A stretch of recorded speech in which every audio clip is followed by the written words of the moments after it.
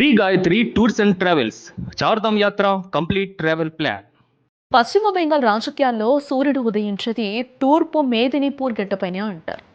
దశాబ్దాలుగా ఆ గడ్డను తన కనుసన్నలతో శాసిస్తున్న అధికారి కుటుంబం నేడు బెంగాల్ పీఠాన్ని అధిరోహించింది. మమతా బెనర్జీ సామ్రాజ్యాన్ని కూల్చి సువేందు అధికారి ముఖ్యమంత్రిగా బాధ్యతలు చేపట్టడం అనేది కేవలం ఒక ఎన్నికల విజయం కాదు, అది ఒక కుటుంబం సాగించిన సుదీర్ఘ రాజకీయ చదరంగం అని చెప్పుకోవచ్చు. ఇది కేవలం ఒక వ్యక్తి విజయమే కాదు, ఒక రాజకీయ కుటుంబం దశాబ్దాలుగా సాగించిన పోరాట ఫలితం. అసలు ఏంటి సువేందు ఫ్యామిలీ హిస్టరీ? అతడి కుటుంబంలో ఎంతమంది నాయకులు ఉన్నారు? Watch this story.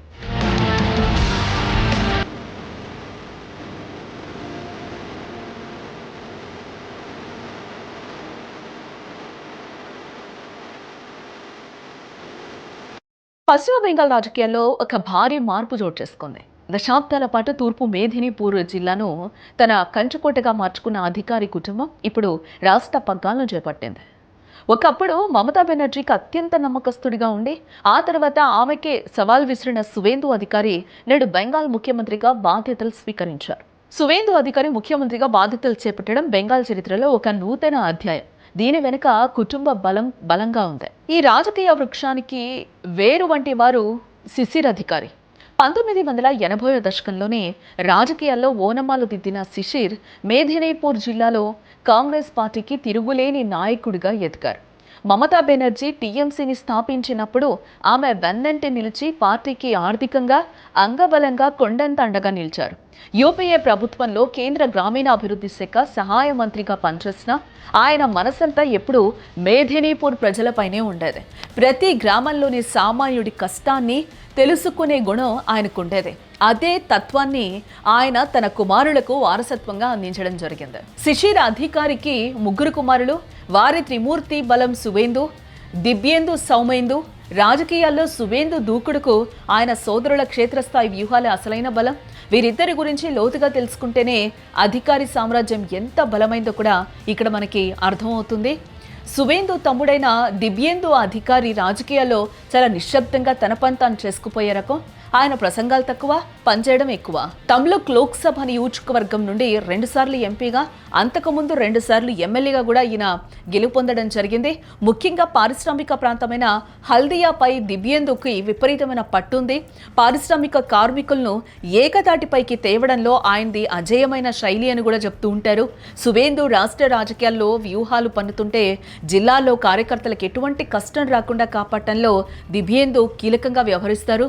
తండ్రి శిశిర్ అధికారికి అత్యంత సన్నిహితంగా ఉంటూ కుటుంబ రాజకీయ బంధాలను ఈయనే పర్యవేక్షిస్తూ ఉంటారు. అధికారి సోదరుల్లో చిన్నవాడైన సౌమేందు గ్రౌండ్ లెవెల్ పాలిటిక్స్ లో ఆరితేరిపోయారు. కాంటై మున్సిపాలిటీకి వరుసగా చైర్మన్ గా పనిచేసి స్థానిక సంస్థల పరిపాలనపై పట్టు సాధించారు.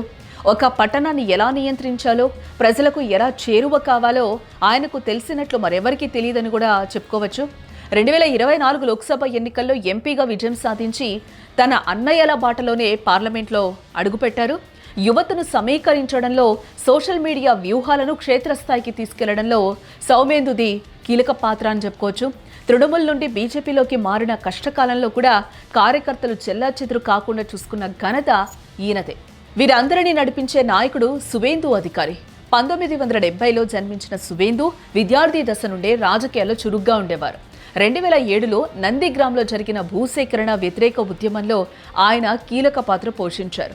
ఆ ఉద్యమమే మమతా బెనర్జీని అధికారంలోకి తీసుకురావడానికి పునాదేసింది. ఆ తర్వాత తృణమూల్ కాంగ్రెస్ లో నంబర్ 2 నాయకుడిగా ఎదిగిన సువేందు ఎప్పుడైతే మమత తన మేనల్లుడు అభిషేక్ బెనర్జీకి పట్టం కట్టాలని చూశారో అప్పుడే సువేందు ఆత్మాభిమానం దెబ్బతింది. తన కంచుకోటను కాపాడుకోవడానికి, బెంగాల్ను మార్చడానికి ఆయన 2020లో బీజేపీ తీర్థం పుచ్చుకున్నారు. 2021 ఎన్నికల్లో మమతా బెనర్జీని ఆమె సొంత నియోజకవర్గం నందిగ్రామ్లో ఓడించి జైంట్ కిల్లర్గా నిలిచినప్పుడే ఆయన ముఖ్యమంత్రి అవుతారని బెంగాల్ ప్రజలకు అర్థమైపోయింది. శాసనసభలో ప్రతిపక్ష నేతగా ఉంటూ ప్రభుత్వంపై రాజీలేని పోరాటం చేశారు. చివరికి బెంగాల్ సీఎంగా ఎన్నికై చరిత్రను తిరగరాశారు. భారత రాజకీయ చరిత్రలో తండ్రి కేంద్ర మంత్రిగా, 3 కుమారులు ఎంపీలు, ఎమ్మెల్యేలుగా ఉంటూ అందులో ఒకరు ఏకంగా ముఖ్యమంత్రి పీఠాన్ని అధిరోహించడం అత్యంత అరుదైన ఘట్టం. ఇది కేవలం వారసత్వం కాదు, మేదినీపూర్ మట్టి నుండి పుట్టిన అసలైన ప్రజాబలం. బెంగాల్ ప్రజల ఆశలను మోస్తూ సోదరుల మద్దతుతో సువేందు అధికారి పాలన ఇప్పుడు ఎలా సాగుతుందోనని దేశమంతా కూడా ఆసక్తిగా గమనిస్తోంది.